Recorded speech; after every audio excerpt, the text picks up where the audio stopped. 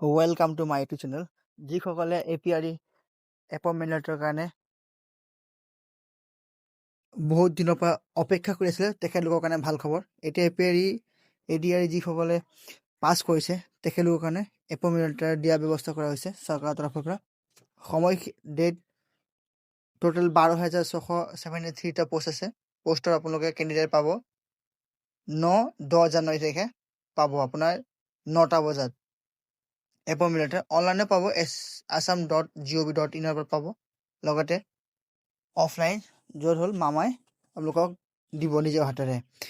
এতিয়া কথাটো হ'ল আপোনালোকৰ কোনটো পোষ্টৰ কাৰণে আপোনালোকে সবেই জানে, যিসকলে পাছ কৰিছে ADRE তেখেতলোকৰ ইজিবুলিখিনি খবৰ দি দিছোঁ। আৰু যদি আপোনালোকে বিচাৰে যে নিজে মই চাই ল'ম বুলি, তেতিয়া মই আপোনালোকক সকলোখিনি বস্তু ইয়াতে ডিছপ্লে শ্ব' কৰি দিছোঁ।